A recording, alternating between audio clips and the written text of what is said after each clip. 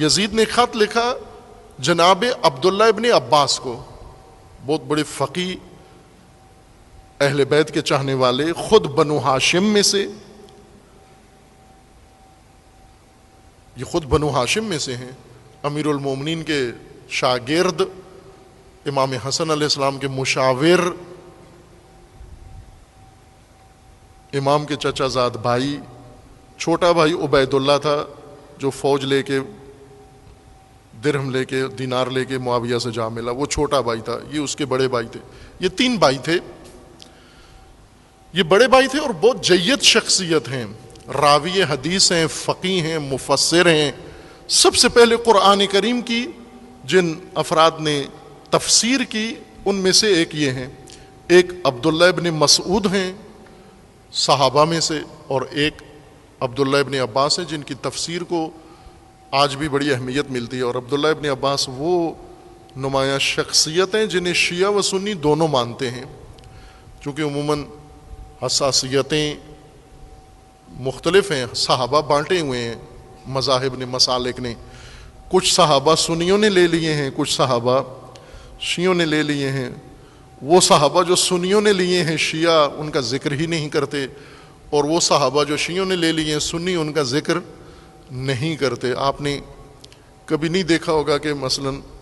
عمار یاسر، اہل سنت کے تذکرے میں کہیں عمار یاسر بھی آئے ہوں،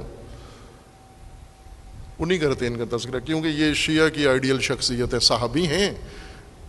اور بڑے عظیم صحابی ہیں، مکہ سے پہلے دن سے رسول اللہ کے ساتھ ہیں، اور رسول اللہ کے بعد پھر امیر المومنین کے ساتھ، اور امیر المومنین کے ساتھ بھی پھر جنگ صفین تک وہاں شہید ہوئے۔ ان کا ذکر نہیں کرتے، ابو ذر غفاری کا ذکر نہیں کرتے۔ اسی طرح شیعہ بھی بعض صحابہ کو بالکل، اب چلو خلفاء سے تو آپ کا سیاسی مسئلہ ہے نا، لیکن باقی صحابہ سارے تو خلیفہ نہیں تھے، 3 خلیفہ تھے، صحابہ لاکھوں کی تعداد میں۔ وہ صحابہ جو بدر میں شہید ہو گئے، وہ صحابہ جو احد میں شہید ہو گئے، ان سے کیا عناد ہے آپ کو شیعوں کو؟ تھوڑے شہید ہیں صحابہ جن کے بارے میں آیات قرآن اتری ہیں، رسول اللہ کا ساتھ دینے والے، محمد رسول اللہ والذین معاہ،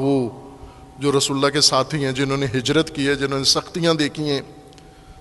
یہ عظیم الشان ہیں۔ میں بارہا عرض کیا ہے کہ ان کے مقروض ہو گئے ہو آپ، ان کا حق ادا نہیں کیا، ان صحابہ کا ذکر کہیں آتا ہی نہیں ہے۔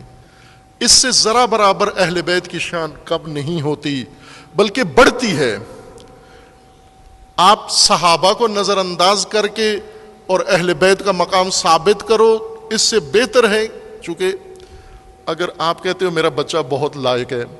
کیوں لائق ہے؟ چونکہ اس کے سکول میں باقی سارے بچے نالائق ہیں، نالائقوں میں اگر یہ پاس ہو گیا ہے تو یہ تو لائق نہیں ہے۔ آپ یہ کہو کہ یہ میرا بچہ سب سے زیادہ لائق ہے چونکہ ایسے سکول میں ہے جس میں ایک بھی فیل نہیں ہوا، سب نے پوزیشنیں لی ہیں، پوزیشنیں لینے والوں میں یہ سب سے بالا تر ہے۔ عزیز من، امیر المومنین کو بڑا ثابت کرنے کے لیے پہلے دوسروں کو نائل نہ ثابت کرو،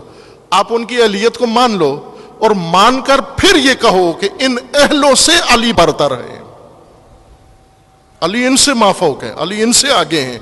ابن ابی الحدید نے یہی کہا، اہل سنت کے عالم ہیں ابن ابی الحدید، شارح نہج البلاغہ، کہا بھلے ان کی بھی بڑی عظمت ہے باقی صحابہ کی، لیکن ان میں علی کا کیا مقام ہے، کوئی علی کی گرد تک نہیں پہنچ سکتا۔ یہ صحابہ بھی ہم نے تقسیم کیے ہوئے، بعض خوش قسمت صحابہ ہیں جنہیں دونوں مانتے ہیں، شیعہ بھی اور سنی بھی مانتے ہیں، ان میں سے یہ ہیں عبداللہ ابن عباس۔ یہ بچپن میں رسول اللہ کے عہد میں بہت چھوٹے تھے، اور رسول اللہ نے انہیں اٹھایا بھی، انہیں چوما بھی، دعا بھی دی ان کے علم کے لیے، اور اسی کے اثر تھا کہ عبداللہ ابن عباس بہت زیرک، فہیم، بابصیرت تھے۔ ہر اہم موقع پر امیر المومنین اپنا نمائندہ اور سفیر بنا کر انہیں بھیجتے کہ آپ جا کر میری طرف سے لوگوں کو یہ پیغام دو۔ امیر المومنین کی حکومت کا دور بحرانوں کا دور تھا، اور عبداللہ ابن عباس ان بحرانوں میں مشاور تھے امیر المومنین کے، مشکل سیاسی دور میں مشاورت دی۔